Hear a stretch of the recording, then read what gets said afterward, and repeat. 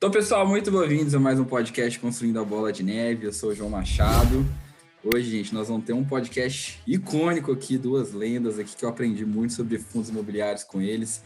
Vai ser show de bola, vamos falar sobre imóveis aqui, investimento em imóveis, principalmente fundos imobiliários, né? Então, a primeira vez dele aqui, não tem como não falar. Professor Baroni, Marcos Baroni, uma honra, aprendi muito com ele, analista, sócio da Suno. 100 mil no YouTube, né, professor? Parabéns. Muito bem-vindo aqui ao podcast, Baroni. Pois é, obrigado, João. Parabéns aí pelo projeto. Prazer estar junto com o Kiko. Você sabe que eu tenho uma coincidência com o Kiko interessante. Kiko é o meu apelido, poucas pessoas sabem, Kiko é o meu apelido.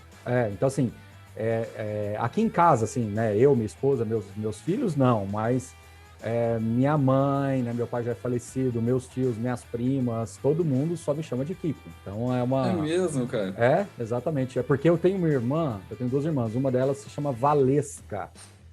E é mais velha do que eu. E quando ela era mais nova, né, todo mundo criança ali, o meu pai chamava ela de Queca, Valesca Queca, né? Queca, sim. E eu, menininho, novinho, piquititinho de tudo, associava Queca e falava que o meu nome era Kiko, e ficou. Porque não tem nada a ver com Kiko, né? Marcos. Então temos dois Kikos hoje. Tem dois Kikos hoje, exatamente. Um original e o outro falsificado. Eu sou o falsificado, mas... Porque Kiko não tem a ver com Marcos, né? Então você vê que não tem nada a ver mesmo, né? Então era por causa do nome da minha irmã que eu passei a falar. Então eu perguntava o meu nome, eu falava Kiko, porque eu achava bonito falar Queca, e é mais fácil falar Queca do que Marcos, para uma criança de 2 anos, né? Então, ficou. Ai, cara, legal, eu gostei demais. E o Kiko também, muito bem-vindo, Kiko, mais uma vez aqui, nosso parceiro do canal Dicionário do Investidor. Muito bem-vindo, Kiko. Valeu, sempre bom estar aqui. E hoje, realmente, em êxtase aqui, tá do lado do Baroni, realmente é um ídolo. E ele já tinha me contado essa história, que também tem o apelido de Kiko. Eu confesso, Baroni, que você conseguiu, né? Eu não consegui. Eu consegui tirar porque meu nome é Francisco Williams. Teve um momento eu falei, não, agora eu vou virar o Williams, vou para a faculdade. Aí chega lá na faculdade, a minha irmã era veterana. Aí esse aqui é meu irmão, pode pegar ele e fazer trote com ele. Aí pronto, aí eu virei, aí lá já ficou aqui. Aí passei um tempo trabalhando no estatal, né? Aí nesse período na estatal, aí lá tinha esse nome de guerra, realmente, aí eu virei Irano, por causa do sobrenome. Aí foi um período da vida que o Kiko sumiu. Aí eu cansei de trabalhar nessa estatal, fui virar professor. Quando eu virar professor, não, chegar lá você é o Williams, professor Williams. Mas quando eu cheguei lá, eram os colegas de faculdade que eram os outros professores e contaram meu apelido para todo mundo. Aí e aluno gosta de chamar do apelido. Aí até a hora que eu falei, não, por favor, pode botar meu e-mail aí, Kiko, o nome da instituição. Aí, agora eu sou Kiko pro resto da vida. Essas questões, elas são curiosas mesmo, né? Porque é igual a questão do Marcos Baroni, né? Na verdade, o Baroni se sobrepõe, o sobrenome se sobrepôs ao nome de uma forma, assim, incrível. Então, por mais que eu tentei associar Marcos, é impossível, você se rende à maneira como as pessoas te chamam, não adianta, né? Então, se o Kiko ficou mais forte entre os seus amigos, é porque tinha que ser Kiko mesmo, é igual o Baroni, ficou... E eu começo a ver, e o que é mais engraçado agora é começar a ver isso acontecer com os meus filhos, né? Então, você já começa a ter essa situação também. Então, é engraçado como o sobrenome ele se sobrepôs naturalmente. Então, são coisas que a gente vai muito engraçado, né? Não, muito engraçado. Mas são sobrenomes fortes, né? Machado, Baroni, o próprio Irano, são sobrenomes fortes, e acaba ficando. Aí, agora, a questão do Kiko, realmente não tem por onde. O pessoal liga na casa da minha mãe e fala assim, o senhor Francisco Williams está aí? Ela, não, tem um Francisco aqui não. Aí desligou o telefone, Sua mãe. É o nome que a senhora me deu. Sua mãe, cara. Baroni, estava falando que você virou o professor Baroni, né, cara? E o pessoal fica te perguntando, cara, sobre fundo, como é que vai HGLG, KNRI. Eu quero começar entendendo, cara, como é que o Baroni pensa. Não quero saber isso aí, o efeito, eu quero saber a causa, cara. Então eu queria saber, cara, como é que surgiu o Baroni, como é que ele veio. Conta pra gente rapidinho, assim, como é que é essa formação, como é que você se interessou por fundos imobiliários, chegou na Suno. Tá, vamos lá. Eu comecei a trabalhar muito cedo e venho de família classe média, meu pai já falecido era bancário, minha mãe ainda viva, professora aposentada de escola pública e tal, então meu avô era barbeiro, então assim, a gente não teve nada na família de posses, assim. Então, comecei a trabalhar muito cedo e comecei a juntar meu dinheiro muito cedo, e enfim. E comecei como todo mundo. E quando eu falo muito cedo, eu falo muito cedo mesmo. Com 16 para 17 anos, alguma coisa assim, legal. tá? E aí eu fui juntando meu dinheirinho ali, eu sempre fui um cara muito discreto, assim, eu nunca gostei de luxo, de nada. Eu fui aquele adolescente, aquele jovem que nunca fiz questão de ter roupa de marca, nunca fiz questão de ter coisas caras. Até hoje, pô, meu celular é um celular de R$ 1.000, mil e poucos reais, e que funciona perfeitamente bem. Então, assim, eu sempre fui por essa linha, né? Nunca quis ter o melhor notebook, nunca quis ter o melhor carro, nunca quis ter o melhor relógio e por aí vai. E o que aconteceu é que quando eu estava ali perto dos meus 30 anos, eu atingi a independência financeira. E ao atingir a independência financeira, eu já tinha na minha cabeça aquele conceito de dividendos, né? Que eu tinha alguma coisa em ações, tinha já a ideia do risco, porque eu já tinha fundos multimercados. Eu comecei como todo mundo, poupança, fundo renda fixa, fundo DI, CDB, aquelas coisas todas, até porque nessa época não era tão difícil você conseguir um CDB pré-fixado pagando 15% ao ano, entendeu? Não era de se jogar fora uma coisa assim, né? E aí até que 2000 e pouquinho ali a gente começou a ter que montar um pouco mais de risco. E quando, então, eu estava ali atingindo a independência financeira, que eu comecei a conversar com algumas pessoas, sendo bem rápido aqui, bem sintético, a primeira coisa que eu descobri, ninguém que atinge a independência financeira tem como meta parar de trabalhar. Então, tudo que eu não queria era parar de trabalhar. E segunda coisa, todo mundo era muito focado em renda. E aí, quando eu fui, então, atrás de qual ativo que seria capaz de entregar renda, eu me deparei com os fundos imobiliários. E eu me apaixonei, comecei a fazer alguns contatos na época com o Sérgio Beleza, que era a única pessoa, a única voz assim, ativa de fundos imobiliários no Brasil. Depois eu comecei a entrar em fóruns, né? Foi onde eu comecei, como todo mundo, né? Baster. Depois o Tetzner estava junto lá e ele foi para o blog e eu comecei a ajudá-lo a produzir conteúdo lá também. E aí as pessoas gostavam do que eu escrevia e da forma que eu escrevia. Por quê? Porque na verdade, eu sou professor. Eu estou em sala de aula ininterruptos há 23 anos. Então, o professor ele tem uma habilidade natural que é, primeiro, paciência e, segundo, ele conduz a pessoa no raciocínio. Ele não dá a resposta, ele conduz o raciocínio. E quem gosta desse tipo de coisa, se identifica, cara, é fantástico esse processo. Porque você tem dois tipos de pessoas. Aquele que te pergunta e quer a resposta pronta, totalmente mastigada, e se você não der 2 vezes, ele não quer mais saber de você, ou aquele que realmente gosta desse envolvimento, né?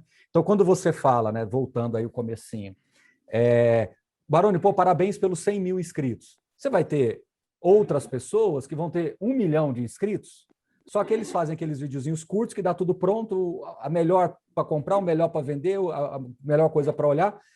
E eu não, eu construí 100 mil inscritos de pessoas que realmente querem ter uma formação de opinião. Isso é muito difícil, só que isso é extremamente sustentável. É para onde eu acredito que tem que ir a educação do nosso país. Infelizmente, a educação do nosso país ela foi para o processo do fast food, né, de entregar tudo pronto. Sim. E eu, como o Mário Sérgio Cortella, né, aquele filósofo fala, eu sou do processo da pamonharização, né? Você fazer pamonha, você tem que chegar às 5 horas da manhã na roça, começar a plantar, pegar o milho, né? Colher o milho, descascar, tudo, você vai comer essa pamonha às 5 horas da tarde, né? Mas hoje a geração quer tudo pronto, e eu não me rendi a isso. É difícil. E não se render a isso fez com que eu crescesse de uma maneira mais lenta, mais sustentável, de uma maneira diferente. Bom, e onde tudo isso desembocou, né? Eu continuei fazendo minhas aulas aqui, eu cheguei a trabalhar em 5 lugares diferentes, Sistema S, universidade, faculdade, pós-graduação, etc. Até que, em 2016/17, surgiu o projeto da Suno e o Thiago estava organizando um evento lá em São Paulo, e eu fui. Quando eu cheguei lá, ele falou, quero que você venha trabalhar comigo. Eu falei, Thiago, é impossível um negócio desse, né? Não, tem um projeto fantástico aqui, que a gente está começando agora, mas isso aqui vai muito longe. O Thiago Reis já era grande, assim, igual ele é hoje? É um projeto ainda, entendeu? O Thiago estava começando aquilo ali, era numa coworking, tinha uma mesa, entendeu? Literalmente uma mesa. Interessante. E aí ele pegou, quero que você venha trabalhar. Eu falei, Thiago, é impossível, eu estou num momento aqui, que um monte de coisa acontecendo e tal, É impossível. Ele falou, não, começa a escrever um artigo por semana. E quando eu comecei a escrever um artigo por semana, as pessoas viram que eu estava, vamos falar assim, de volta nessa parte de conteúdo. E aí foi uma confluência de coisas, né? A Suno começou a crescer, as pessoas começaram a se identificar de novo com essa história de fundo imobiliário, taxa de juros começando a cair, sabe, as coisas foram acontecendo. Sim. Eu falo que não foi por minha causa. Foi uma bola de neve. Foi uma bola de neve. Exatamente. Não foi só por minha causa, né? Eu não vou vir aqui e falar, foi por minha causa que... Não. Eu só aproveitei essa onda que estava se formando e comecei a surfar e trazer gente junto. Bom, o que aconteceu de lá para cá nesses 4 anos é que hoje eu continuo em sala de aula só na pós-graduação, então eu saí das universidades, as outras coisas que eu tinha aqui. Eu cheguei a trabalhar numa gestora de patrimônio por um tempo, junto com um amigo meu, tudo. E aí eu direcionei realmente o canhão para a Suno, continuei como professor, porque eu quis continuar para mostrar para as pessoas que realmente eu não era professor de marketing, era professor de verdade, né? Quando eu digo professor de marketing, não da disciplina de marketing, mas não usar o nome professor, né? A marca professor. E de lá para cá, a Suno cresceu da forma que vocês viram. Hoje a gente tem lá 200 funcionários, então, assim, é uma empresa que tem várias verticais hoje, né? Tem várias é um grupo, né, que está desenvolvendo várias frentes, né? Eu continuo e continuarei na parte de research. Isso quer dizer o quê? Que eu vou continuar com contato com o público, com vocês. Eu acho que aqui tem uma avenida ainda imensa para ser explorada, né? A indústria de fundos imobiliários ela é muito grande e tem várias verticais. Mas eu acredito que nessa que eu estou é onde eu preciso estar. Enquanto a gente tiver ainda uma avenida inteira para explorar, nós temos aí 1.200.000 investidores e 1 milhão que não sabem ainda muito bem o que estão fazendo direito. Entendeu? Você tem muita coisa para fazer aqui, muita coisa. Nós não estamos no mercado igual americano, aí que você tem metade da população que investe, quase toda metade está bem servida com assessores e pessoas que acompanham e que entregam para elas tomadas de decisões. Aqui não. Os fundos ainda precisam crescer. Eu preciso ajudar ainda a gestora a crescer o fundo, ajudar o gestor a melhorar a governança, ajudar o gestor a ter um relatório melhor. Tem muita coisa para fazer aqui. Tem uma avenida mesmo. Então, eu sou útil aqui. Eu não posso sair disso aqui. E, para concluir esse assunto, eu cheguei à conclusão que o fundo imobiliário tinha tudo a ver com o meu jeito de pensar em investimentos, que combinava a parte de proteção do patrimônio e geração de renda. Porque a geração de renda recorrente ela é uma forma natural de proteger o seu patrimônio, tá certo? E isso, às vezes, não é percebido pelas pessoas, principalmente aquelas que estão começando a investir agora. Aquele que tem R$1.000, R$2.000, R$5.000, esse cara vai ter um fluxo de caixa ainda muito baixo e por isso que ele quer alguma coisa que faz ele ficar rico.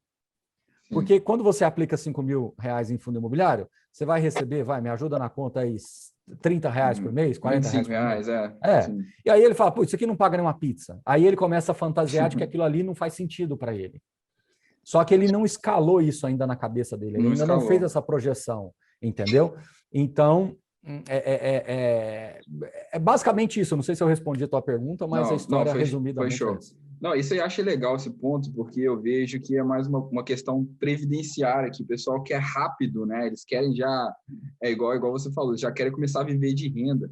E isso aconteceu comigo, né? E eu tive um ponto de inflexão recentemente, que isso ajudou até a entrar mais no podcast, que foi uma amiga da minha mãe, né? Eu fui no Brasil e essa amiga da minha mãe, ela, cara, trabalhou como professora, inclusive, a vida inteira, professora do estado, e ela aposentou ganhando um salário mínimo, cara.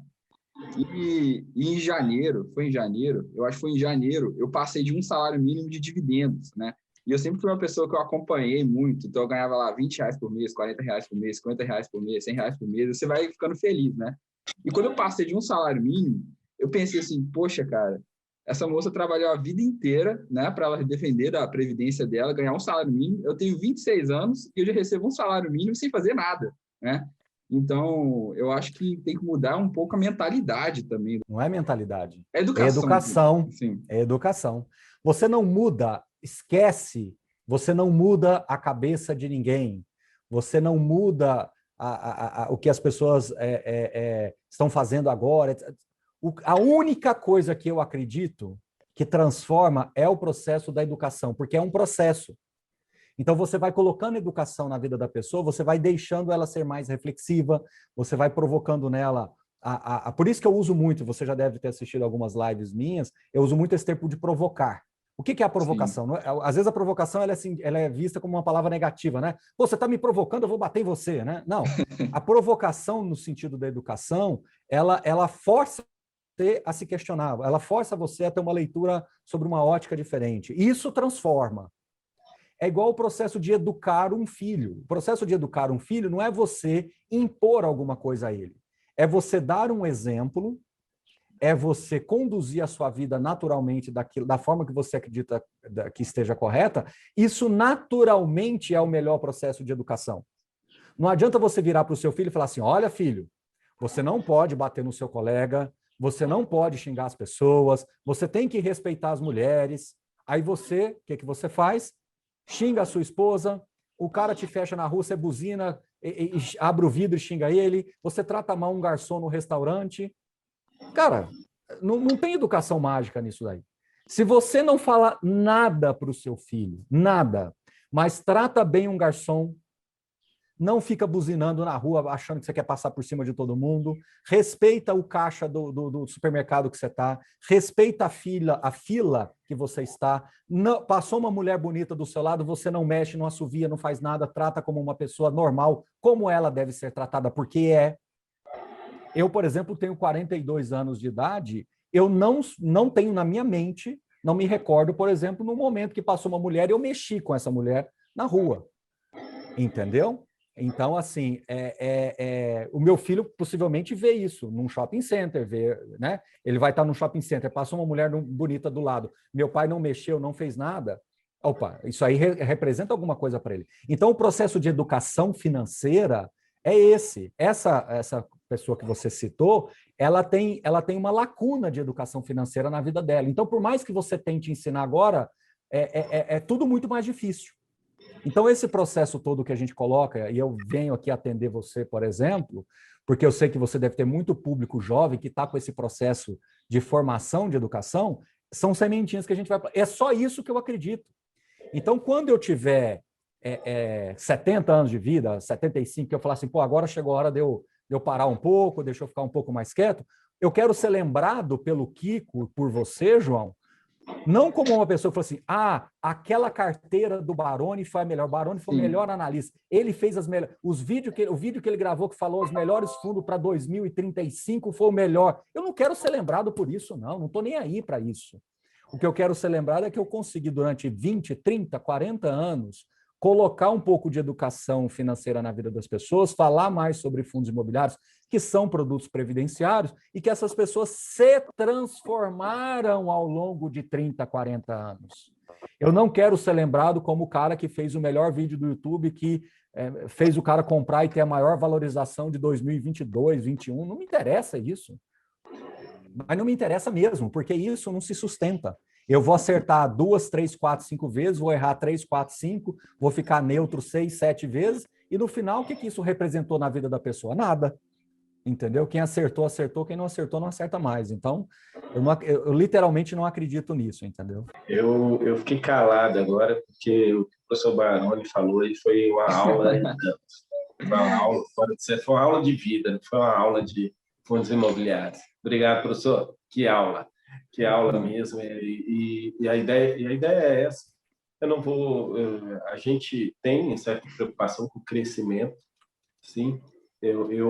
Crescimento do canal, a gente preocupa, às vezes a gente pesquisa o que as pessoas mais querem, mas, por exemplo, até o nosso projeto, João, se eu comparar a quantidade de views de um vídeo meu falando de um fundo imobiliário e os views de você explicando como investir em REITs, a diferença é enorme. Aí não, é melhor não falar de REITs, é melhor falar só dos fundos imobiliários aqui, não, mas a questão é que a ideia é educar, que as pessoas têm, a gente tenta educar mesmo, ensinar para o pessoal que existe um mundo muito maior. Eu estou cada vez mais desfocando de fundos imobiliários, apesar de ter dito para todo mundo várias vezes que eu invisto muito mais em outras coisas do que fundos imobiliários. Fundos imobiliários é só 25%, E o meu canal ele é 80% fundos imobiliários. Aí eu estou tentando também mostrar esses outros lados e aí para educar mesmo as pessoas. Essa ideia de renda recorrente de fundos imobiliários é fantástica, por isso que as pessoas se identificam tanto, querem receber, tanto que é a pergunta que você mais recebe, né, João? Qual os REITs que pagam mensalmente? Começa assim, qual que cresce mais, aí eu né? pergunto para a pessoa, mas você vai aposentar agora? Você vai aposentar agora? Por que você está com pressa para receber mensalmente? Deixa o REIT trabalhar o dinheiro lá, eu confio que ele vai trabalhar melhor do que eu nesse sentido. Mas o pessoal quer aquele que paga mais, o pessoal quer aquele que vai ter maior perspectiva de crescimento. A gatinha está aqui, peralta, a maior perspectiva. Só que é que a gente tenta dizer, e às vezes o pessoal acha que a gente é mal educado, não quer falar, porque às vezes a gente, como investidor, a gente aprendeu bastante errando.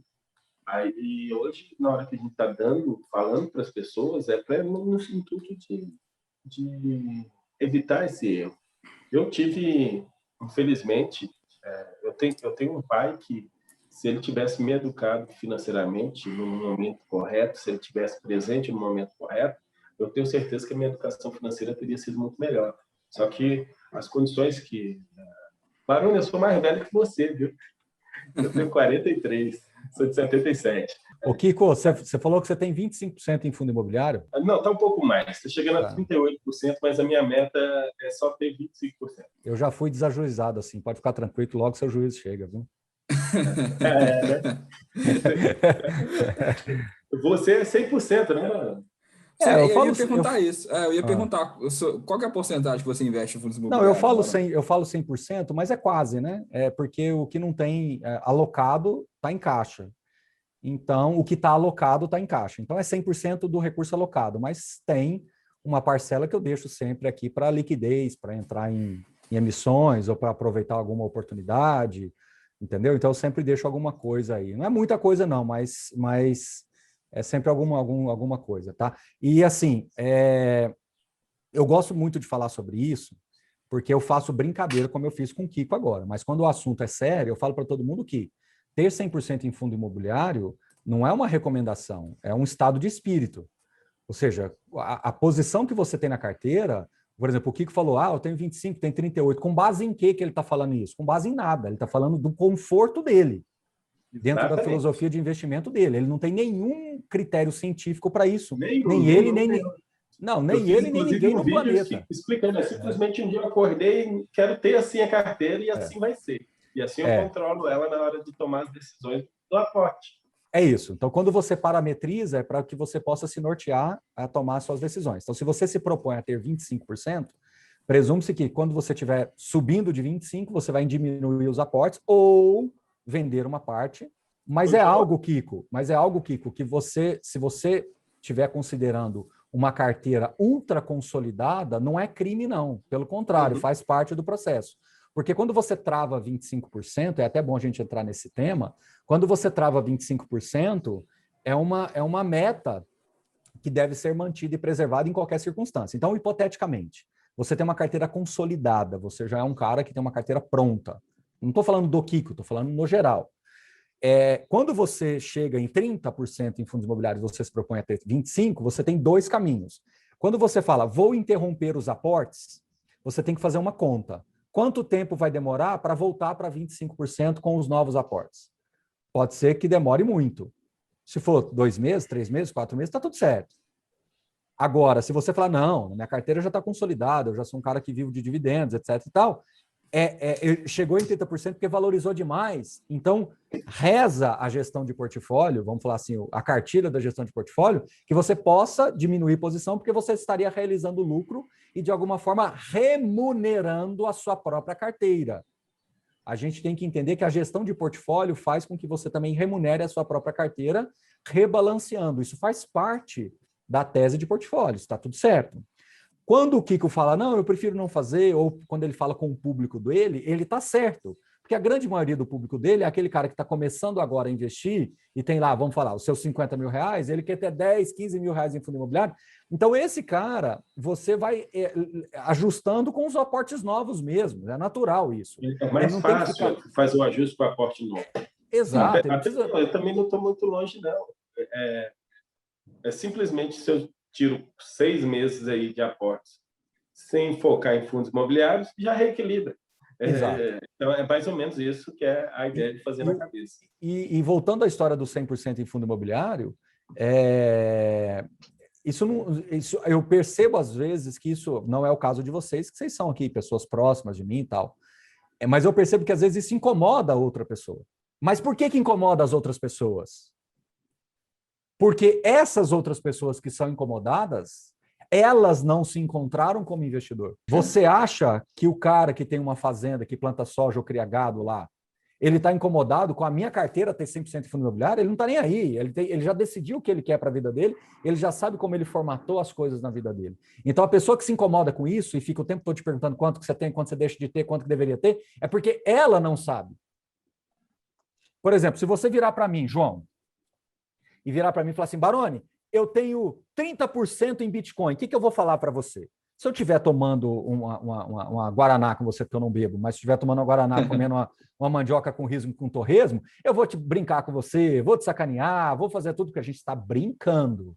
Agora, se eu estiver num ambiente sério, eu vou virar para você e falar o quê? Não vou falar nada. Eu vou falar assim, pô, que legal, cara, 30% em criptomoedas, tal, você entende bem disso? Não, entendo, eu estudo isso aí desde sempre, e eu já tenho uma carteira de criptomoedas, eu entendo bem e tal. E fim da história. Eu não preciso... Você falar que você tem 30% em criptomoeda não vai mudar a minha vida. Da mesma forma que eu falar que tem 100% em fundo imobiliário não deveria mudar a sua. E quando você se sente incomodado com alguma coisa, quando alguém fala de outra carteira, de alguém, é porque você não se resolveu ainda. Não se resolveu ainda, entendeu? Cara, assim... Eu tenho cada vez mais comigo de que investimento se resume a uma palavra única chamada conforto. Aquilo que te deixa confortável é aquilo que você realmente deveria investir. Então, se você se sente confortável em ter 30% em criptomoedas, se alguém ficar te julgando, é porque esse alguém não sabe ainda o que ele quer da vida dele. Porque não existe carteira certa, não existe carteira igual. Vamos fazer um estádio, vamos fazer uma provocação aqui.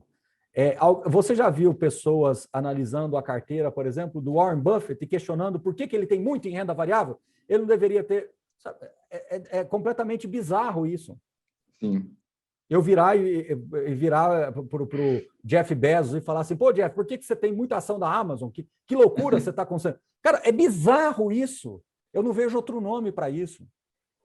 Por isso que eu falo que investir bem é um estado de espírito. O que nós fazemos aqui de produzir conteúdo, análise, tudo é o nosso trabalho, é aquilo que a gente optou por fazer, entendeu? Mas quando você está falando do seu investimento, quando você está falando da sua convicção, é um estado de espírito, entendeu? Agora, eu vou ser ingênuo, bobo,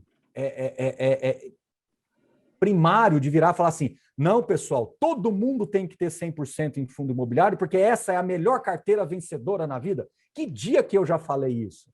E jamais vou falar isso. Agora, o que eu falo para as pessoas é, Kiko, você tem 38, está querendo ir para 25. Legal, o Kiko vai continuar sendo meu amigo e vai continuar tendo a minha admiração. Se ele falar, pô, Baroni, eu acho que eu quero ter mais do que 50%, ele vai continuar também tendo a minha admiração, porque mostra que o Kiko ele vai mudando de acordo com o seu conhecimento. As pessoas mudam de acordo com o seu conhecimento. Se eu respiro 24 horas por dia fundo imobiliário há vários anos e eu estou próximo disso o tempo todo, falando disso o tempo todo, é natural que eu tenha mais exposição a fundo imobiliário, entendeu? E ao estar mais exposto em fundo imobiliário, eu abro mão de outras coisas. Eu vou perder essas pernadas de alta de criptomoeda, eu vou perder o small cap que poderia subir. E eu tenho isso dentro de casa, né? Eu poderia olhar para a carteira small cap e ter um cara genial na assunto que toma conta disso. Entendeu? Mas é por quê? Por estado de espírito, ou seja, por conforto. Você percebe? Então, são coisas que, num podcast como esse, nos dá a oportunidade de falar para as pessoas, para eles se desenvolverem como investidores, como pessoas. Entendeu? Você tem que ouvir aquilo que é de melhor em fundo imobiliário, aquilo que há de melhor em small caps, aquilo que há de melhor em criptomoeda, aquilo que há de melhor em ações. E aí, quando você ouvir aquilo que há de melhor, você forma a sua persona, forma o seu perfil. Você não descobre seu perfil entrando num site que vai lá. Você tem medo de perder esse, próximo. Você não sei mais o que é esse, próximo. Para com isso. É subestimar a capacidade das pessoas de serem pessoas. Entendeu? Você não pode atribuir a um algoritmo como é que é o meu perfil. Eu até brinco. Eu falo, vamos supor que eu estou no melhor perfil de inteligência artificial. Qual que é o meu perfil? Que está 100% em fundo imobiliário. O que o algoritmo vai falar? Loucura, tem né? É loucura, moderado, né? Moderado, agressivo e louco. E louco, né? Maluco, biruta. Vai ter um maluco lá. Olha, e eu conheço muita gente, 100%, seja FIIs, 100% ações, 100% tesouro direto, pessoas 100% crédito privado, e chegando lá, e conseguindo seus objetivos, tendo uma educação financeira, tendo os seus resultados. A única coisa quando alguém conversa comigo, que a gente acaba sendo meio professor dos amigos mais próximos, né?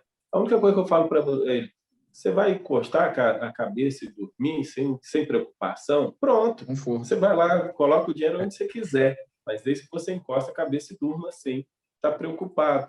Só cuidado com uma coisa, hein, Kiko? Às vezes a pessoa está lá 100% na poupança e está dormindo tranquilo, mas ela está dormindo por falta de conhecimento. Falta de conhecimento, sim. É aquilo que eu falo, o conhecimento que molda a pessoa. Às vezes eu vejo a pessoa tendo renda fixa, só renda fixa lá, porque ela se diz conservadora. Isso é bobagem.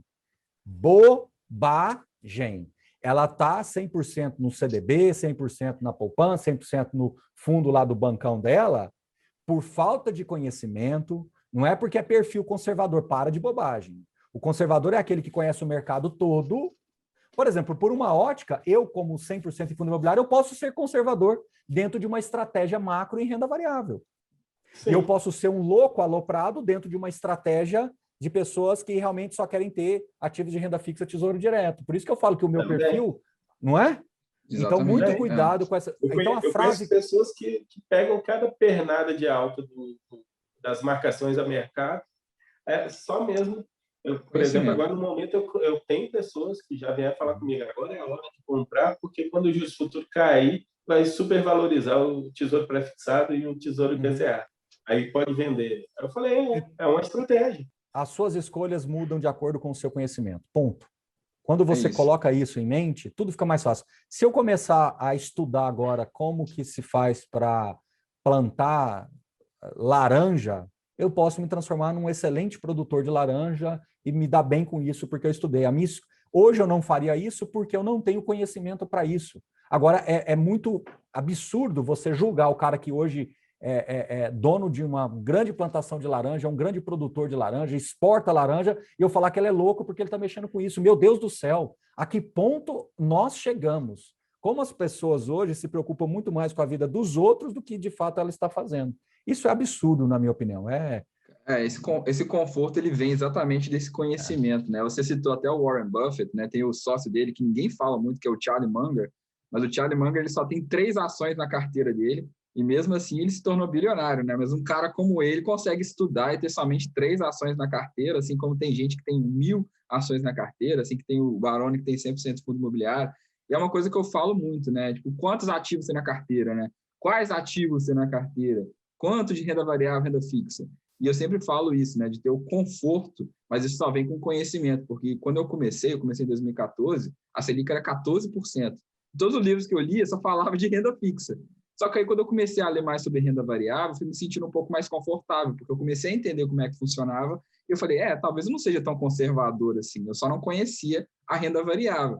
E aí eu comecei aquele ciclo, né? Começo com os imobiliários, comecei a comprar ações. Então, eu acho que é realmente isso. Eu gostei muito disso que vocês falaram, que o conforto vem da educação, né? Porque também não adianta você querer que o conforto venha, agora eu estou confortável, vou comprar 80% de fundos imobiliários. Não, você tem que ler, entender como é que o fundo funciona, como é que a ação funciona, como é que a empresa ganha dinheiro, porque é assim que vai acontecendo esse ciclo, essa bola de neve do conhecimento o conforto vem do conhecimento. Você queria falar alguma coisa, Kiko? Na verdade, eu acabei... Só é um complemento talvez a imagem que eu passei sobre que meu pai não me educou financeiramente. Eu não falei o porquê que ele não me educou, então deixa eu só falar disso, para dar aquele complemento lá. Porque quando meu pai sempre foi empresário e a gente trabalhou junto. Quando a gente veio para Palmas, em 1990, a gente fez uma madeireira e material de construções. Aí, em 1990, o Barão deve lembrar bem, a gente remarcava preço toda semana. Toda semana tinha que remarcar preço, era complicado. Aí meu pai fez uma grande venda na época para o governo de estado e houve a transição de governo e demorou 120 dias para pagar e isso era suficiente para falir qualquer um naquela época. Aí literalmente eu trabalhava com meu pai nessa época. Aí meu pai, por ser filho de japoneses, né? Aí ele que faliu, né? Ele não sabia o que fazer e agora ele estava com 40 e poucos anos, agora não sabia o que fazer, sem dinheiro, a família já pode-se dizer com dificuldade para se alimentar, para comer uma carne, né? Tinha arroz e feijão. Para comer a carne, ele arrumou uma proposta para ir para o Japão, para trabalhar lá, ser mão de obra mesmo no Japão. Então, isso eu estava com meus 13 para 14 anos, aí foi o período que meu pai passou 8 anos no Japão, na verdade foram 10, né? Só que não foram direto, mas foi 8, depois mais 2. Aí, nesse período aí, meu pai não esteve presente. Aí, no começo, era difícil, porque ele foi financiado, ele tinha que pagar o financiamento das passagens, essas coisas. Aí, depois que ele pagou tudo, aí ele mandou, nesse período que antes de pagar, eu tive que trabalhar, né? Eu vendia picolé na escola que eu estudava à tarde. Eu estudava à tarde, de manhã eu ia lá com o carrinho de picolé para vender picolé, isso aí. Mas, mesmo assim, eu não tive educação financeira, porque chegou um momento que meu pai falou para mim e para minha irmã, não, agora eu não quero que vocês trabalhem mais, vocês são menores de idade, quero que vocês só estudem até terminar a faculdade. E eu, daqui do Japão, mando a grana. Então, a gente era classe média e eu tive esse conforto de não ter que preocupar com dinheiro, porque meu pai estava lá no Japão. Aí teve a chegada do real, teve isso. E quando meu pai veio embora, eu já era maior de idade, já estava até casando pela primeira vez. Já estava casando pela primeira vez quando meu pai voltou. Aí, então, ele não me educou financeiramente. Então, eu passei em concurso cedo, tive um bom financeiro. Logo cedo, com 20 anos de idade, eu já estava ganhando 7 salários mínimos. Era uma grana boa, razoável. E fora os confortos todos que uma multinacional não, que uma estatal dá, plano de saúde, vale alimentação e etc. Aí, fora tudo isso que a empresa dava, eu estava muito... tô rico. Aí gastava, comprava... Eu lembro que uma vez eu Tô comprei rico, é ótimo. Tô rico, eu comprei um computador que financiado em 12 parcelas, que era 4,5% de juros ao mês. Nossa. E eu lá só olhei o tamanho da parcela e pagava. E o cheque especial fazia parte do meu orçamento. Então, assim... E assim eu toquei a vida até 36 anos de idade. Até 36 anos de idade. Só que meu pai... Aí, tanto que quando ele estava no Japão, ele mandava também um financeiro para que eu fizesse aqui as compras de imóveis para ele, em Palmas. O Barão conhece bem Palmas. Palmas aqui teve, na década de 90, um mercado de imóveis muito bom para loteamentos, para comprar aqui. Aí meu pai mandava o financeiro e eu fazia as negociações, já quando eu estava com 18 anos, fazia as negociações, até chegar a tocar construções, acompanhar as construções de prédios comerciais que meu pai fez, de kitnets, de modo geral. Mas mesmo assim eu não consegui ter a educação financeira, porque meu pai tem completamente. Só que quando eu cheguei com 36 anos, onde eu estava morando sozinho, aliás, com a filha menor de idade, né? Mas eu tinha uma caminhonete e um sedã na garagem. Eu era um motorista só e tinha uma caminhonete e um sedã na garagem. Detalhe, não tinha nem como pagar elas, a prestação de cada uma delas naquele mês.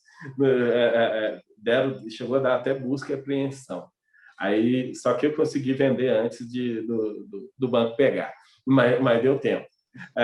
Aí eu pensei assim, rapaz, eu preciso aprender esse negócio de cuidar das finanças. Mas eu nem estava preocupado em investir, porque pela educação do meu pai, eu já tinha comprado 3 imóveis financiados. A Caixa, eu tinha nome limpo, a Caixa me dava crédito, eu comprava imóvel e botava para alugar, já dava para pagar quase um pedaço da prestação. A Caixa me dava crédito, eu ia chegar lá, dava 10% de entrada. Pelo menos nessa loucura minha, pelo menos eu fazia isso, porque eu via meu pai comprando imóvel, era o que eu sabia fazer. Aí resolvi viver abaixo do meu salário, aí me eduquei financeiramente, conversei bastante com meu pai, depois de velho. Aí meu pai, finalmente você vai fechar esse seu bolso furado, como meu pai falava. Na questão de ser pão duro, era questão de cuidar do dinheiro. Aí sim, depois de velho, com quase 40 anos, que meu pai foi me educar financeiramente. Aí foi um processo de uns 2 anos. Aí depois de 2 anos eu falei, não, agora que eu já estou gastando, consegui pagar as dívidas, estou gastando menos do que eu ganho, está na hora de investir. Aí eu só sabia investir em imóvel. Aí CDBs altos, taxas altas, CDBs, Tesouro Direto, CDB, Tesouro Direto. Aí um dia eu vi um vídeo acho que foi da Economirna, da Mirna, falando sobre investir em fundos de investimentos imobiliários. O que é fundo de investimentos imobiliários? Aí, adoro imóvel. Tenho receita de aluguel de imóveis. E a minha taxa de receita de aluguel estava na faixa de 0,4. Vamos dizer, o dividend yield mensal estava 0,4. De repente eu vi lá FIGs pagando. Eu caí nessa, viu, Baroni? Eu caí no FIGs lá na RMG. O FIGs pagando 1%, XPCM pagando 0,8%.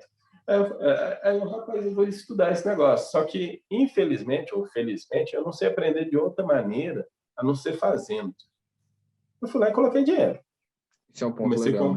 Comecei a comprar fundos imobiliários e assim, eu coloco dinheiro e pelo fato de ter colocado dinheiro, ele me obriga a estudar. Aí assim, fui estudando e fui identificando fundo imobiliário como uma coisa que eu gosto muito. E confesso que ações, eu já tinha mexido com ações, e foram trades mesmo, de momentos, daqueles negócios de sorte mesmo. Essa ação caiu demais. Petrobras vai subir de novo. Caiu demais porque o Lula foi eleito. Aí eu fui lá e botei dinheiro na Petrobras e tirei um lucro grande depois. Aí depois, não, caiu muito a Vale porque a Dilma foi reeleita. Vou lá, compro ações da Vale e depois vai. Foi essas sortes aí que eu tive com a renda variável. Sorte, porque eu olhava aquilo para a renda variável como especulação. Mas quando eu conheci fundos imobiliários, aí eu tive a ideia, aí eu comecei a ver, é possível carteira previdenciária com fundos imobiliários. Aí sim, e é impossível um brasileiro gosta de imóveis, naturalmente, não se apaixonar por fundos imobiliários. Por mais... Só que o grande perigo que a gente está tendo agora é que fundo imobiliário, ele é para você ter renda. O pessoal está vindo para fundos imobiliários para ter ganho de capital. Aí, quando o fundo imobiliário não perdeu o seu fundamento e caiu o preço, aí que o Baroni deve estar escutando 50 mil vezes essa mesma pergunta, por que a HGLG caiu, por que a NRI caiu, por que sei lá o que caiu. Selic subindo, o que eu faço? Meu Deus, é o fim do mundo. A Selic vai subir, vai derrubar os fundos imobiliários, vou vender todos agora. Não, você entrou... Gente, a taxa Selic subiu, subiu e desceu. O meu aluguel lá do imóvel que eu tenho, agora deve ter 0,45% ao mês, agora eu só estou com um alugado. Estou com vacância. Só continua 0,45% ao mês. E por causa disso eu vendi a preço de banana o imóvel, porque o dividendo não sobe, e as outras pessoas não. Aí às vezes as pessoas esquecem, na hora que eu investir em fundos imobiliários, que tem por trás um imóvel. Não é aquele ativo para crescer isso. O imóvel não vai crescer, ele vai continuar valendo ali só a reposição da inflação. Aí, essa educação, acabei falando mais do que uma coisa, né? Mas essa educação que a galera precisa ter aí é que, quando conhecer aqueles ativos, eles são mais do que um ticket para investimento. Aí, a minha identificação com o fundo imobiliário é justo por isso, porque por trás disso tem imóveis que eu vi meu pai, aprendi dele, a cuidar dos imóveis, viu tanto da importância de imóveis. Aí, por isso que eu acabo falando tanto de imóveis, de fundos imobiliários, porque eu gosto mais de imóveis. É legal, é muito mais fácil do que olhar uma ação. Por isso que o brasileiro gosta, né? Porque ele consegue entender muito melhor o que um fundo imobiliário faz do que uma ação, né? Porque a ação você tem que entender o negócio da empresa e tudo. E como é que vocês acham que o pessoal tem que se educar, principalmente aqui para os fundos imobiliários? Acho que, além de ver o canal de vocês, né? Como é que eles se educam aí para eles poderem aprender, né? E se sentirem mais confortáveis, como vocês falaram aqui, para poder investir melhor, seja em imóveis, fundos imobiliários, né? E definirem melhor essa carteira deles. Como é que vocês acham que o pessoal se educa melhor aqui? Eu falo que o processo de investimento em ativo estruturado, ele nunca é linear, né? Ele nunca é matricial, normalmente ele é transversal. Então, não tem receita de bolo. Você tem que começar a investir, você tem que começar a ouvir as pessoas, você tem que começar a garimpar tudo aquilo que as pessoas dizem, você tem que fazer contatos com os gestores, e você vai, então, redefinindo e definindo e redefinindo aquilo que você está se sentindo mais aderente. Então, a minha sugestão é que você marque uma meta assim, olha, entre eu começar a estudar isso e fazer realmente os meus aportes, eu vou colocar aí 3 meses, por exemplo. E aí você começa a fazer todo esse processo de leitura de livros e etc. Então, é o caminho que eu acho melhor. E você monta o que eu chamo de carteira teórica. Todos aqueles fundos que você foi se identificando mais, que você se sentiu mais confortável com o desenho dele, com a transparência dele, com aquilo que você já viu de entrevista com o gestor nas lives, ou aquilo que você leu em algum relatório, você vai colocando nessa lista verde aí, vamos falar, entendeu? Essa lista verde, talvez, no primeiro momento, vai ficar grande, vai ficar com 30, 40 fundos.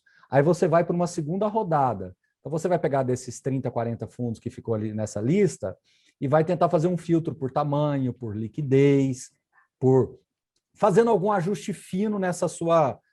refinando mesmo, literalmente refinando as suas escolhas. Então, veja que isso é um processo.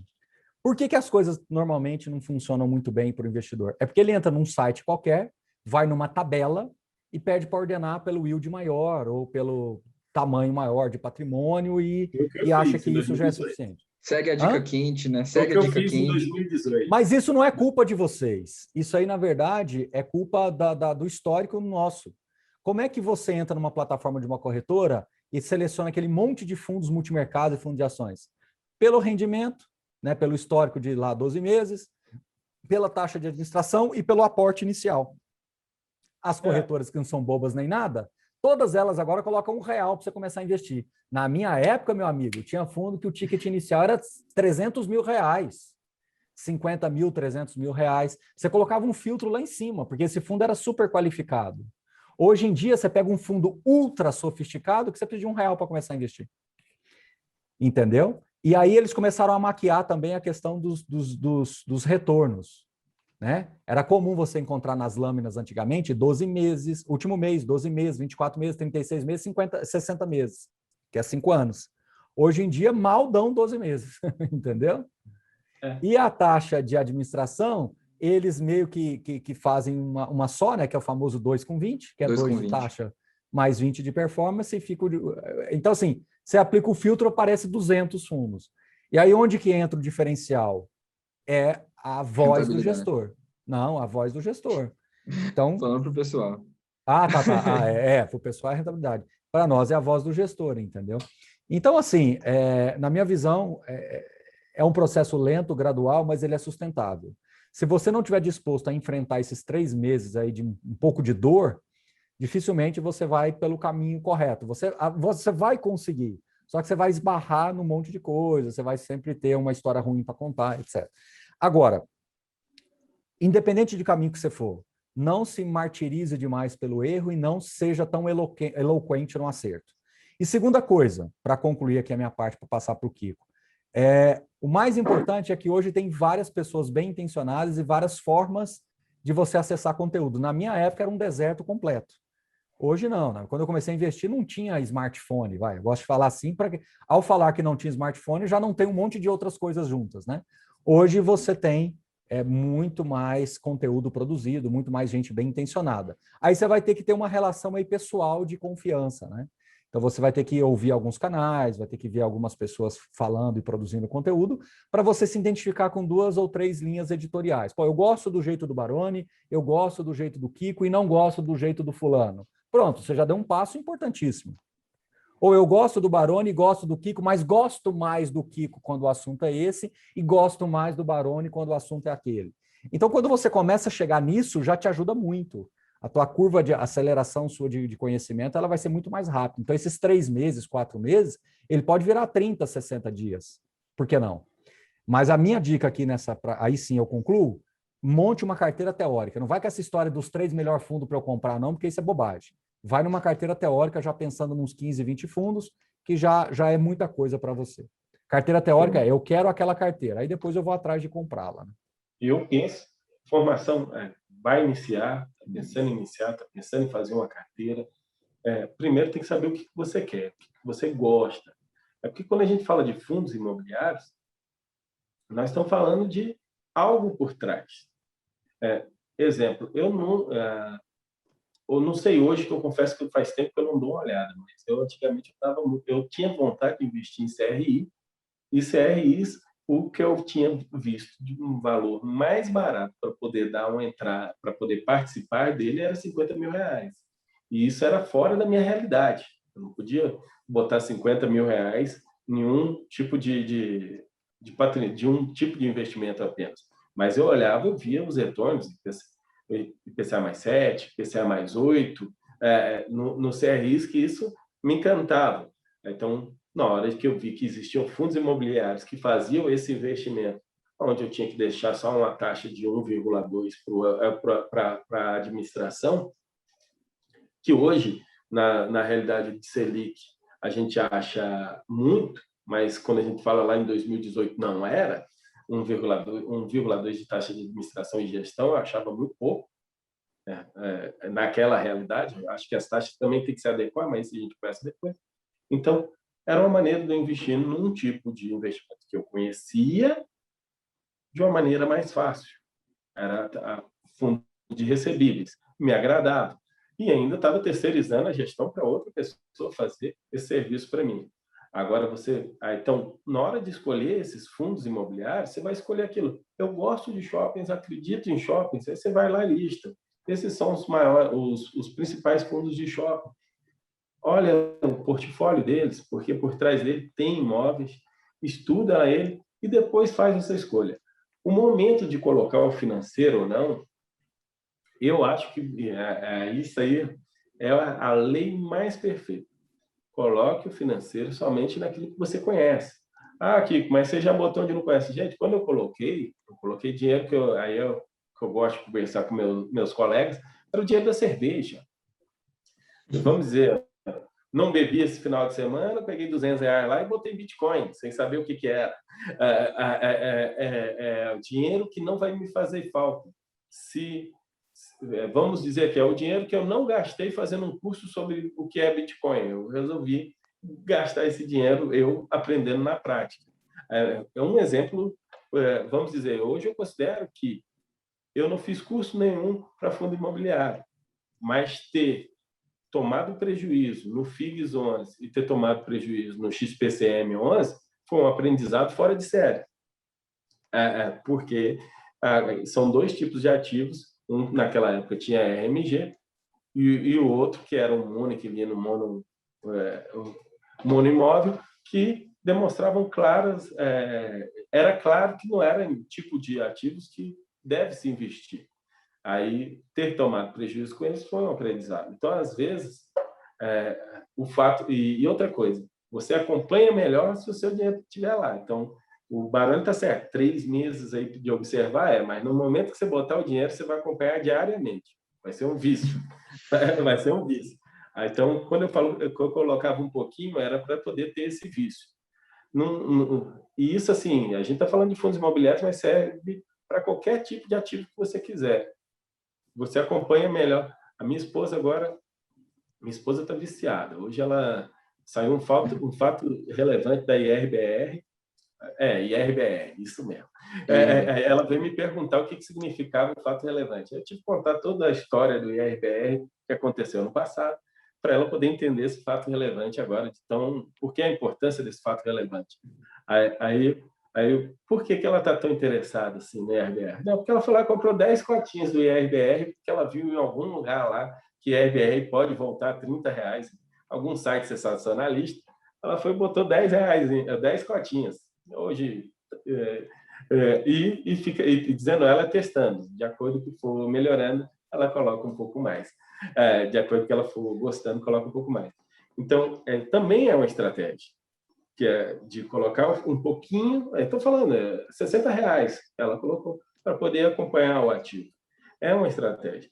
Mas o ideal a partir do momento que você se encantou com o ativo, conhecer ele, estudar ele, saber realmente. O professor repetiu 50 mil vezes a gestão. Porque para fundo imobiliário, pessoal, não adianta ter o melhor imóvel possível por trás. Se não tiver uma gestão boa, vai por água abaixo. Pode ter lançado aqueles PowerPoint mais bonito na época da primeira emissão, ou vai ser só AAA, vai ser só imóveis de extrema qualidade, mas se a gestão não souber trabalhar, não adianta. Mas você coloca em alguns ativos que tem gestora com histórico negativo. Aí eu vou citar até a gestora, a TRX. A TRX tem um histórico negativo e eu tenho TRXF na carteira.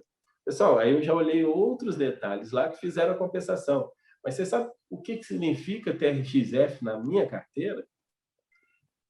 Um tiquinho. Porque se eu realmente confiasse na gestão, era maior. Mas é porque característica minha. Eu gosto de colecionar artigos.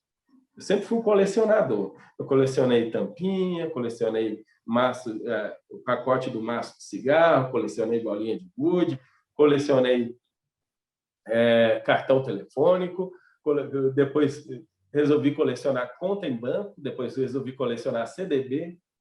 Eu não sei se eu já contei essa, Baroni. Eu tenho conta em todos os bancos e todas as corretoras. A minha coleção de cartão de banco é enorme. E o pior é que eu tenho um pouquinho de dinheiro investido na poupança ou no CDB, no que eles tiverem lá, eu coloco para não perder a conta. Eu coloco lá um pouquinho de dinheiro. É coleção. E hoje, eu meio que gosto também dessa ideia de ter. É lógico, tem meus fundos imobiliários básicos, eu gosto de ter alguns fundos imobiliários. Eu acredito que eu estudo mais o fundo imobiliário quando eu tenho ele na carteira. Eu resolvi recontar quantos eu tinha, chegou a 45 agora. 45. Fundos imobiliários. E aqui, se você for ver, eu estou extremamente diluído neles, mas a questão é que eu gosto de estudar eles, eu gosto de estudar. Um dia eu posso vender e fazer, porque hoje realmente eu estudo fundo imobiliário quase o tempo todo. Kiko, mas você investe também eu estou com 24% em ação da minha carteira. Gente, as ações eu nem olho. Eu nem olho, eu não sei nem se subiu, se caiu, se subiu, se caiu. Mas fundos imobiliários é apaixonante. É apaixonante mesmo, você vê. Então, quando a pessoa começa a mexer com fundo imobiliário, e aí vou levantar uma coisa, aí na hora de categorias de investimentos, eu acho que o fato da gente estar crescendo, aí eu falo o Baroni com 100 mil inscritos, e se Deus quiser, um dia eu chego lá também, mas ainda estou com meus 37 mil, aí é porque fundos imobiliários dão mais trabalho para acompanhar. Fundo imobiliário tem no mínimo uma vez por mês um relatório financeiro para você olhar. No mínimo. Então dá muito trabalho. Aí eu vou fazer um pouquinho a campanha, a propaganda aí para a Suno. Pessoal, se você não quer ter trabalho, você paga quem faz. Porque dá trabalho. Paga quem faz. Aí está na hora de você assinar, por exemplo, a Suno Research. Porque porque o cara faz o serviço para você. O Baroni está lá pesquisando todos os fundos imobiliários, vendo todos os momentos, avaliando os gestores para vocês. Então, essa hora. Eu falo isso porque, por exemplo, o furo aqui. Gente, eu tentei tampar outros furos aqui. Minha mulher está até hoje com raiva de mim, porque eu fui tampar esses outros furos. Agora, esses aqui, não, eu vou pagar o cara. Vou pagar o cara para tampar esse furo, porque vai ser mais bem feito do que os que eu fiz aqui em cima. Tá horrível, gente. Vai ter que lixar e mandar pintar. Então, quando a gente não sabe, a gente tem que assumir que não sabe e pagar quem sabe. E quando você vai ver, gente, o valor de uma assinatura economia de tempo que você tem, às vezes acabei fazendo a propaganda aí, Baroni, mas a economia de tempo que tem é enorme. Então, se você não tem esse tempo de fazer essa lista, estudar 3 meses, investir, você não quer fazer isso, paga o profissional para fazer isso para você. Paga para ele te dar. É lógico que você não segue fechado, mas que já te oriente de uma maneira mais próxima. E, Baroni, para a gente fechar, que eu não quero nem perguntar essa por Kiko, que eu meio que já sei a resposta dele. Mas tá o pessoal me perguntando muito sobre REITs, né, cara? E aí eu queria saber o que você acha desse mercado de REITs, né? Esse mercado internacional, que ele é gigantesco, né? Eu estava até contando para o pessoal que tem um REIT que vale 5 vezes mais que todos os fundos imobiliários juntos, né? E aí eu queria saber o que você acha dos REITs, essa internacionalização da carteira para investir também em imóveis, mas em outros países. O que você acha disso? Primeiro, obrigado aí, Kiko, pela consideração. Realmente a gente faz um trabalho aqui bem artesanal, né? E isso é bem diferente. O pessoal às vezes tem uma dificuldade de entender, mas isso acontece aqui comigo, tá? Eu que escrevo tudo aqui, a gente que está junto o tempo todo, né? Tem um time aqui, claro, que ajuda algumas coisas, mas tudo passa por mim, tudo, vírgula por vírgula, tudo a gente trabalha. Bom, e esse artesanal é que faz a diferença.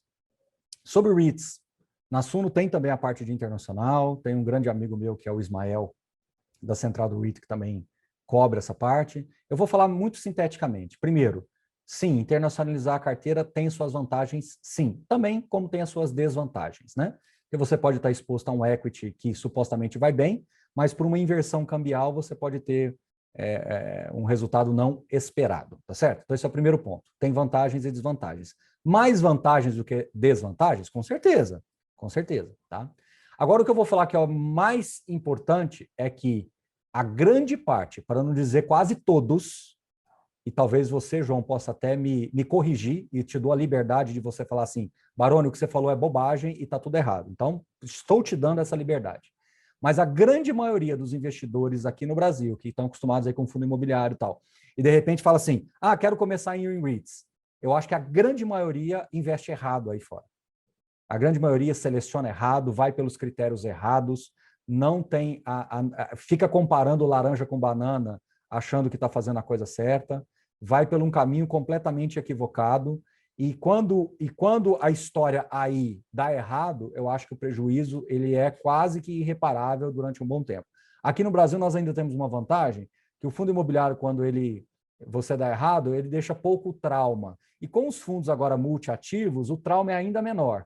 Agora, no caso dos fundos americanos, dos REITs, que não são fundos, que tem vários outros critérios de análise junto, o brasileiro médio, vamos falar assim, que mal dá conta de selecionar um fundo imobiliário, ele ainda pega a mesma cesta e quer fazer a mesma coisa lá e vai para esses fundos pagando 30% de yield, porque ele quer um yield alto, só que o fundo entra em bankruptcy assim, em uma semana, enfim. Então, a minha sugestão para todo mundo se você está confortável com a tese aqui no Brasil, já consolidou a sua tese aqui no Brasil e sentiu a necessidade de internacionalizar os seus investimentos, triplique a sua atenção, estude 10 vezes mais, procure muito mais profissionais que realmente saibam.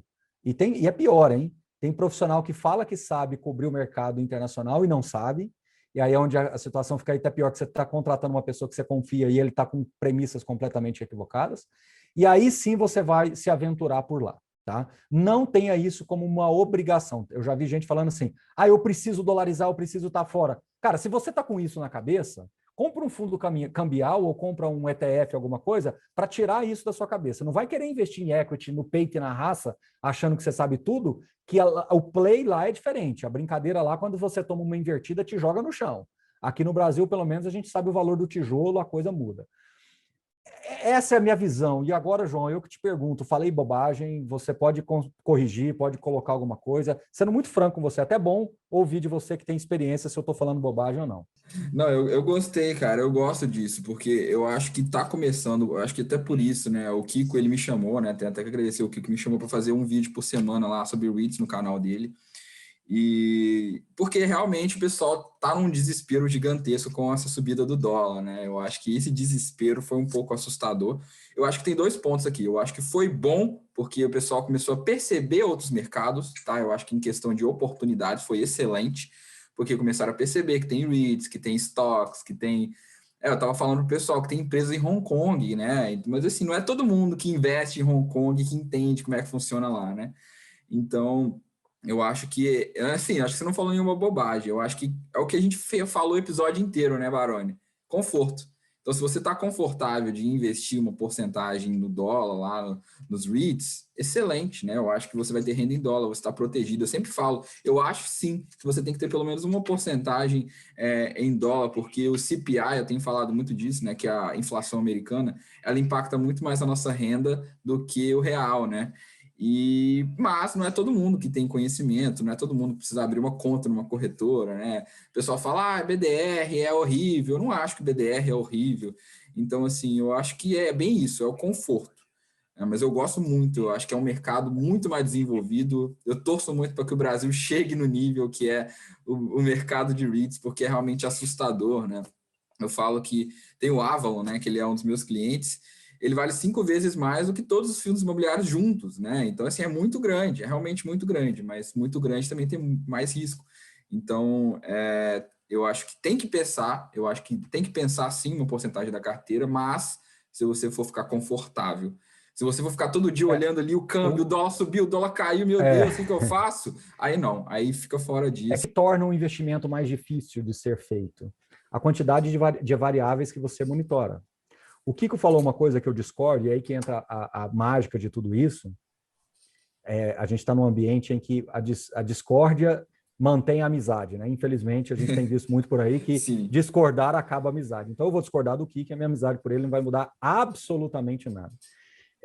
Que avaliar o fundo imobiliário é mais difícil, tá? Eu acho que é o contrário. Eu acho que avaliar uma empresa, ela pode parecer mais fácil num primeiro momento, só que ela é muito mais impactada por uma série de variáveis, né? Então, como o Kiko falou aí da esposa dele, do IRB, tudo, não sou especialista nisso, mas acho que são tantas variáveis que pode fazer essa ação voltar para os 30, 40 que ele falou, mas pode fazer também ela voltar para centavos e continuar caindo, né? Então, quando você pega algumas ações, eu não vou citar aqui porque não é a minha especialidade, mas você tem várias ações que, estava ontem negociando, hoje está 50% menos, 60% menos, e está todo mundo lá comprando e vendendo, comprando e vendendo, comprando e vendendo. Eu acho isso muito mais complexo, porque se tem um jogo de compradores e vendedores, tem gente que está enxergando muita coisa que eu não estou enxergando por um lado e para o outro, entende? Já no caso de fundo imobiliário, você consegue racionalizar muito mais. O problema que o Kiko teve com o XP Macaé é um problema que 100% das pessoas vão conseguir explicar para ele. Entendeu?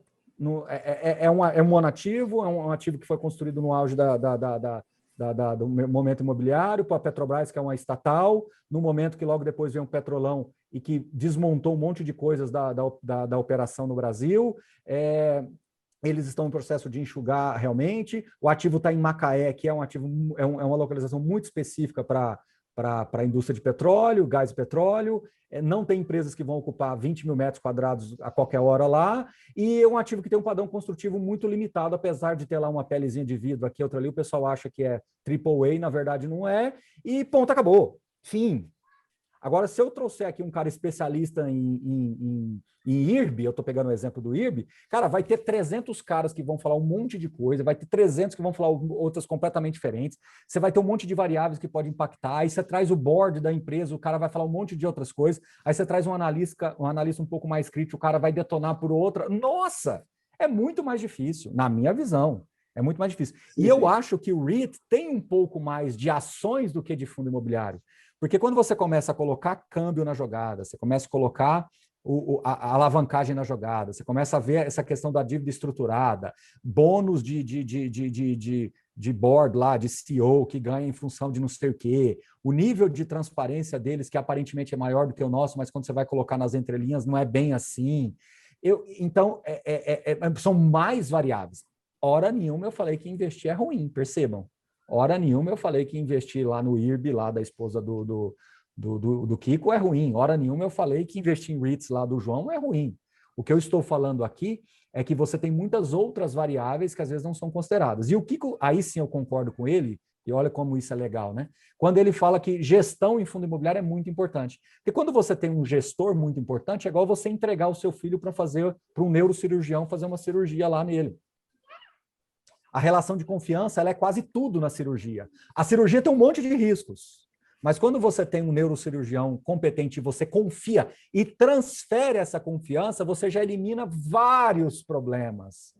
Entendeu? Vários problemas. Eu acho que o problema do nosso fundo imobiliário hoje é que, como nós estamos em franco crescimento, nós não temos uma indústria ainda consolidada, gera nas pessoas, inclusive em mim aqui como analista, uma necessidade recorrente de ficar acompanhando, porque a cada emissão, né, como dizia aquela novela, a cada mergulho é um flash, né? Então, a cada emissão é 40% do fundo crescendo, 30% do fundo crescendo, 60% do fundo crescendo.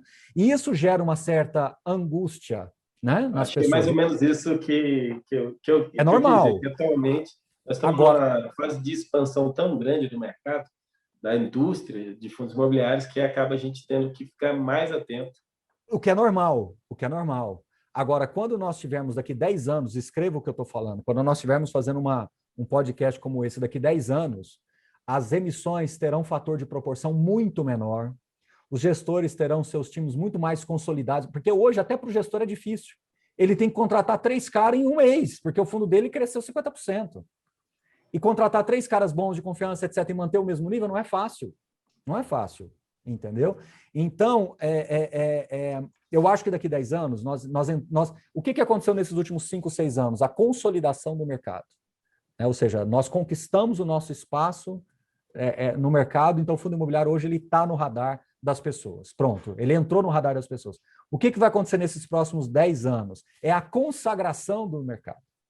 Né? Ou seja, nós vamos realmente entrar no hall de fundos de pensão, os fundos multimercados vão ter fundo imobiliário nos seus portfólios, porque vai ter liquidez para entrar e sair, vai ter derivativo para ele operar, nós vamos ter muito mais arbitragem, e aí essa consagração vai fazer com que nós tenhamos, então, a atenção de todo mundo. Então, por isso que eu trabalho aqui dia e noite, noite e dia, porque eu preciso, nesses próximos 10 anos, estar próximo do mercado, para fazer com que a gente entre no hall dos ativos importantes a serem investidos na carteira das pessoas. Então, eu quero chegar... Quando eu vou estar tranquilo aqui, cumprindo o meu papel?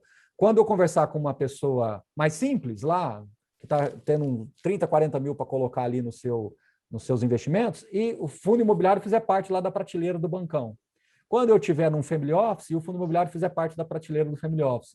Quando eu estiver dando uma palestra para agentes autônomos de investimentos, eles estiverem considerando o fundo imobiliário. Quando o fundo de pensão estiver lá montando os seus portfólios, RPPS, seja lá o que for, ou grandes fundos de pensão, eles vão considerar o fundo imobiliário. Quando isso acontecer, é a consagração do fundo imobiliário, e aí sim a gente vai ter, a avenida terá sido preenchida. Aí, a partir daí, a gente vai ajudar o mercado de outras formas, entendeu? Então, essa é a minha visão e a minha missão, né, ao mesmo tempo. Cara, é legal isso demais, né? Porque tem muito para crescer, né? 1 milhão somente de investidores, tá? O mercado, como eu falei, a gente compara, tá engatinhando aí comparado com outros lugares do mundo, então tem muito ainda. E você sabe qual que é a grande vantagem de tudo isso? É que a indústria de fundo imobiliário ela não está crescendo, por exemplo, eu fazendo um tweet, sacaneando o Kiko lá, falando uma coisa, e ele arrumando uma treta comigo e virando aquela coisa. Nós estamos crescendo amigos. Sim. Não é corporativismo. O Kiko nunca me pediu uma coisa privilegiada, eu nunca pedi nada para o Kiko, eu nunca condenei uma coisa que o Kiko falou ou fez e ele nunca falou de mim. O que ele falou de mim, ele falou dentro de um escopo de respeito. Então, isso não aconteceu em nenhum outro mercado, seu João Machado. Então, isso é muito auspicioso. Amanhã a gente tem uma legião de pessoas que são amigas, que são próximas, que se respeitam apesar das diferenças. Então, eu consigo falar com o Rodrigo do Clube FI, discordando de um monte de coisa dele, eu consigo falar com o Tetzner, eu consigo falar com o Rodrigo Colombo, eu consigo falar com o Jacinto do Funds Explorer, com o Rafael do FIS, eu consigo falar com, me ajuda mais aí, com o Stefano do Status Invest, eu consigo falar com essas pessoas concordando e discordando. Qual é o mercado que aconteceu isso? Agora, você acha que a minha amizade vai acabar do Kiko se ele começar a falar assim, agora eu estou usando uma outra casa de análise, ou o que o Baroni agora está falando, não concordo mais muito. Então, jamais eu vou acabar uma amizade com o Kiko com relação a isso. O Ticker 11 lá, o Danilo fazendo o trabalho dele, vendendo, vai começar, ou já começou a vender relatórios lá também. Rodrigo do Desmistificando o FI. Isso não existe, cara. Isso não existe. Isso não existe. Então, assim, na minha visão, essas pessoas que estão produzindo esse conteúdo de qualidade. O menino lá, como é que é o nome lá do japonesinho? Matheus. Matheus. Grande 13 Mateus. Anos de idade. Então, isso não existe em nenhum outro mercado. O mercado de ações, derivativos, ele construiu com apelo, com brigas entre pessoas, entre comprados e vendidos, entre pessoas. Por isso que quando eu vejo acontecendo isso em fora, eu fico triste. Fico triste quando eu vejo pessoas colocando fogo. Eu vim aqui e combater uma emissão abaixo do VP, ou um custo alto, ou um excesso de oferta, eu tô no bom combate, né? Eu não estou no bom combate, eu não preciso achincalhar um gestor para falar que o trabalho que ele está fazendo não está indo no caminho correto. Pelo contrário, eu faço o comentário e deixo a porta aberta para que a gente possa evoluir. Né? É uma exatamente, provocação. Exatamente. Então, nenhum outro mercado, João e Kiko, se desenvolveu dessa forma. Então, quando eu falo que fundo imobiliário vai ser possivelmente o investimento mais demandado pelo brasileiro nos próximos 20, 30 anos, eu tenho absoluta convicção do que eu estou falando. Absoluta convicção. Igual tem aí nos Estados Unidos, que 50% das pessoas têm direto ou indiretamente, seja via fundo de pensão ou vão lá no seu home broker e compra, eu tenho convicção que fundo imobiliário vai acontecer exatamente a mesma coisa. Nós vamos demorar um pouquinho mais, mas o americano começou na década de 60, ganhou tração mesmo depois de 80. Então, você falar isso, tem um fundo que é um REIT que é 5 vezes maior, eu entendi a sua mensagem, mas não é uma briga justa, né? Agora, daqui 20, 30 anos, a nossa briga vai ser mais... É igual quando a NBA, aqui eu concluo, tá? Quando a NBA disputou as Olimpíadas de Barcelona em 1992, que levou o time dos sonhos, Michael Jordan, Scottie Pippen, Magic Johnson, Larry Bird, David Robson, Charles Barkley, John Stockton, Karl Malone, naquele momento, em 92, eles estavam 30 anos na frente de todo mundo. Hoje não, hoje as coisas já se equipararam. Então, você está comparando o time dos sonhos, lá os seus REITs, com os fundos imobiliários, como as Olimpíadas de Barcelona. Adorei essa, cara. Daqui 20, 30 anos nós conversa, né, Kiko? E assim, sabe o que me deixa feliz? É que nós estamos aqui nesse momento, e enxergando, tendo essa visão desse futuro, essa clareza, que isso é uma coisa importante, que a gente tem que ter essa clareza desse futuro, e nós estamos aqui acreditando cada vez mais nisso aí. Não, show de bola. Não, eu só queria complementar que você falou do Dream Team, cara, eu achei sensacional, e eu adoro fazer essa provocação, eu adorei essa palavra que você usa, eu vou usar mais, essa provocação no sentido bom, né? Porque realmente provocação o pessoal pensa como uma coisa ruim. Quando eu falo com os REITs, eu nem fazia isso, mas eu comecei a pensar, e quando você estava falando aqui, é que para o pessoal saber até onde que dá para chegar, né? Você falou do Dream Team, né? Os caras que começam a jogar basquete, eles estão pensando em se tornar o Michael Jordan, né? Então, eu acho que essa que é uma inspiração que o Brasil tem que ter para ver, cara, olha esse mercado que tem um potencial muito grande, né? Eu sempre falo, cara, de data center, né? Tanta coisa que está acontecendo, a gente não vive sem internet mais, a gente precisa de um lugar para cuidar desses dados, então uma hora vai chegar, né? Então, adorei isso, acho que essa que é a ideia. E lembrando que Provocações é um programa, né, que tem na TV Cultura, né? Foi feito pelo Abu Janra, salvo engano agora o Marcelo Tais está fazendo alguma coisa, não sei. O Marcelo Tais está fazendo, sim. Eu sempre gostei desse programa pelo formato, porque ali é um cara a cara leal, né? É um cara a cara íntegro. Eu gosto sempre do debate na base da integridade, porque ele é o debate justo, é aquele que é um toma lá da cá que todo mundo ganha no final, né? O interlocutor, o bastidor ganha, o telespectador ganha. Então, quando eu faço uma provocação para um gestor, ou mesmo para um formador de opinião, por exemplo, vou entrevistar o Kiki, eu faço provocações com ele, é no sentido realmente de construir conhecimento. Porque se você não provoca, você não incomoda. A provocação ela tem uma característica de incomodar. Entendeu? Então, quando você fala, por que você investe 100% em fundo imobiliário? Você está me provocando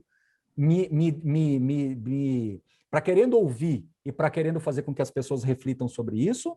Ou você está me atazanando? Sim. Entendeu? Então, por isso que eu falo que a provocação ela tem esses dois lados. E quando ela é levada para o lado positivo, é a melhor forma de você educar. Por que eu gosto, como professor, do aluno que questiona? Porque a provocação de um aluno educado é a melhor de todas. Agora, quando o aluno está duvidando, te atazanando, te querendo pegar no contrapé, aí já não é um debate legal. Aí a coisa já descamba para o outro lado, aí ela fica mais cínica, ela fica mais irônica. Agora, a provocação leal, aquela... eu já estou até te avisando, vou te provocar com isso, ela é muito produtiva. Eu não vejo outra forma de construir conhecimento que não seja por esse caminho, entendeu? E todas as entrevistas que eu procurei fazer com os gestores, elas foram no sentido da provocação, para que eu pudesse extrair do gestor a melhor coisa possível, né? Para que, ao extrair, eu consiga transferir para a pessoa que está acompanhando ali a live. Ah, show de bola, cara, show de bola. Era exatamente isso que eu queria, pessoal. Eu queria entender como é que o Baroni pensa. Eu não queria ficar perguntando para ele sobre TGA, sobre MXRF11. Isso aí você já pergunta para ele o dia inteiro. Falar um pouquinho de risco e vou fazer uma provocação no final, tá, Baroni? Você, fundos imobiliários, as pessoas estão migrando para o fundo imobiliário porque muita gente falou que era o pé de entrada na renda variável, que era a parte menos arriscada da renda variável. E eu, inclusive, em um vídeo fiz uma afirmação, aí eu queria saber a opinião do Baroni. Fundos imobiliários são proteção. O pessoal está dizendo assim, vou investir em dólar para ter proteção. Vou investir em ouro para ter proteção. Fundos imobiliários, imóveis, são proteção de carteira. Porém, tem as oscilações. Baroni, você acha que fundos imobiliários são proteção de carteira? Não tenho dúvida disso. Assim, aliás, eu vou até melhorar um pouco a tua pergunta aí. Por que eu invisto lá os 100% em fundo imobiliário com base nesse conceito? Vou colocar um adendo ainda na sua pergunta. É porque uma vez, uma pessoa, que eu juro que eu não lembro quem, ela falou por que eu invisto 100% em fundo imobiliário. Ela respondeu brilhantemente. Ela falou assim, Baroni, você sabe por que você investe 100% em imobiliário? Porque você conseguiu encontrar na classe de ativos tudo que as outras classes têm. Ele tem hedge, ele tem inflação, ele tem gestão, ele tem necessidade de governança, ele tem título, ou seja, se você quiser uma exposição mais título, você tem. Ele tem alguma coisa internacional também, porque se tem coisas atreladas a IGPM, ele tem alguma proteção internacional. Por que o GPM está 30%? Porque o dólar disparou. Então, você conseguiu, Baroni, se expor. Você tem crescimento de economia, se o PIB dispara, você surfa isso. Se o PIB retrai muito, o tijolo vai te proteger aqui no final, mesmo vacante, aquele ativo vai ter algum valor. E aí você pode ter mais CRI, por exemplo, para se proteger. Você pode ter gestão ativa, você pode estar exposto ao desenvolvimento e aos vetores da cidade. Então, eu falo assim, por que você investe? Porque você conseguiu pegar, dentro de fundo imobiliário, tudo aquilo que as outras classes têm. Então, é mais ou menos isso. Não estou, de novo, justificando e recomendando que as pessoas façam isso. Mas eu, intuitivamente, cheguei nessa conclusão. Entendeu? Que o que essa pessoa falou para mim, eu pelejo para lembrar quem foi que falou. Não consigo lembrar quem foi que falou. Mas essa pessoa conseguiu sintetizar bem. Agora, uma coisa que me deixou muito confortável foi ter feito backtests, né? Quando você pega umas cestas de fundos multimercados, uma cesta de ações, uma cesta de fundos de ações, uma cesta de fundos de crédito privado e uma cesta de fundos imobiliários, é incrível como a cesta de fundos imobiliários ganha de quase todas o tempo todo. Isso eu tenho muito conforto para falar, eu até evito de ficar falando isso muito abertamente, assim, fazendo, abrindo e ficando mostrando, porque eu posso, sem querer, estar induzindo. Como eu tenho um poder de persuasão grande, eu sei disso, até por ser professor, essas coisas, eu fico preocupado de começar a querer induzir as pessoas para ir para esse caminho de 100% de fundo imobiliário, que eu acho que eu vou estar fazendo um desserviço. Mas, por outro lado, eu não me sinto incomodado de falar. Né? E fica aí a provocação para vocês dois, façam isso, abre lá uma plataforma da sua corretora, pegue 2, 3 crédito privado, 2, 3 multimercado, monta uma cesta, depois você faz uma cesta só com fundo de multimercado, pega 10 multimercado, depois você pega, que você pode pegar dentro dos multimercados, pode pegar várias estratégias, né? Aquele long bias, não sei mais o que, long short e tal, aí depois você faz com fundos de ações, aí depois você mistura tudo. Eu perdi dias fazendo isso. E o fundo imobiliário ganhando, e ganha, em alguns casos, com certa folga, e ganha, às vezes, em alguns casos, na maioria das vezes. Ou seja, você pega aí 10 anos, 8 anos para cá, ele não só ganha, mas ele ganha o tempo todo, entendeu? É diferente. Então, é incrível, assim, é incrível quando você chega nesse estado aí e consolida. Legal, cara, porque tá lastreado em imóvel, né, pessoal? Lembra que o imóvel, muitas vezes... Né? A grande força do fundo imobiliário é a renda recorrente e a capacidade de você remunerar sua carteira com mais intensidade. Quando você compra um fundo multimercado, é a mão do gestor funcionando bem ou mal. Sim. Quando você compra um fundo, uma carteira de fundos imobiliários, ele vai ter renda recorrente, impreterivelmente. No pior momento da pandemia, a carteira total de fundos imobiliários, vamos falar assim, o IFIX, ele diminuiu 20, 15, 18, 20% a renda. 15 a 20, vai. É muito pouco. Teve coisa que se arrebentou. Ele ainda continuou gerando 20% de renda. E logo depois, como a inflação subiu, ele tampou esse buraco rápido. Então, o fundo imobiliário, como diz o meu amigo Conejo, que tem 80 anos de vida, ele fala que fundo imobiliário é igual aquelas matas virgens, que quando alguém vai lá e estraga um pedacinho, ela mesma se recompõe. É isso. Então, quando você tem um estrago na carteira, o próprio dividendo vai lá e tampa esse buraco, entendeu?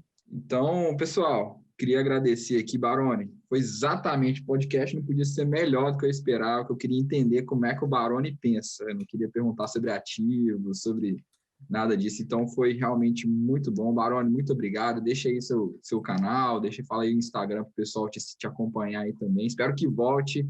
Então, é isso, cara. Muito prazer mesmo. Uma honra estar aqui conversando com você. Muito obrigado.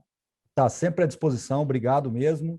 Então, o Instagram, @Professor Baroni, e no YouTube você coloca Professor Baroni lá, que vai aparecer bastante coisa, tá bom? Então, basicamente é isso. O trabalho que nós fazemos aqui é totalmente voltado para fundo imobiliário, embora a Suno tenha outras frentes, né? Mas o que eu tomo conta aqui no dia a dia é fundo imobiliário e se alguém precisar de alguma coisa, a gente está sempre disponível. Obrigado aí pelo convite. Obrigado pelo livros dele, galera. E tem os livros também. E obrigado aí, Kiko, de participar junto, tá? Valeu. Isso aí, obrigado, Kiko, muito obrigado mesmo. O Kiko sempre vai trazer, o Kiko virou parceirão aí agora, amanhã vamos ter live, né, Kiko? Então, muito obrigado, Kiko, mais uma vez. Valeu, você é bom estar presente aqui, agradeço mais essa oportunidade de aprender mais, dialogar mais e aprender mais. Muito obrigado, Baroni. Logo, Baroni, quero também ver sua agenda aí, para a gente também fazer alguma coisa lá no Dicionário do Investidor. Logo, discutir a gestão dos fundos imobiliários. Sempre à disposição, Kiko, quando quiser, tá bom? Show de bola. Então, pessoal, é isso. Muito obrigado. Kiko, deixa aí o Instagram, né? Dicionário do Investidor, o canal do YouTube. Dicionário do Investidor, com underline no final. E o canal Dicionário do Investidor. Vamos lá, estamos falando um pouquinho de tudo. Muito de fundo imobiliário e um pouquinho do resto de tipos de investimentos que tem por aí. Não, show de bola. Então é isso, pessoal. Muito obrigado por ouvir mais um podcast. Se você não me segue ainda no Instagram, @Jorge Machado. Se você está vendo pelo YouTube, não esquece de se inscrever, deixar seu like. Segue eles aí também, vocês vão aprender demais com esses caras. E até o próximo episódio. Aquele abraço. Deixa eu parar. Valeu.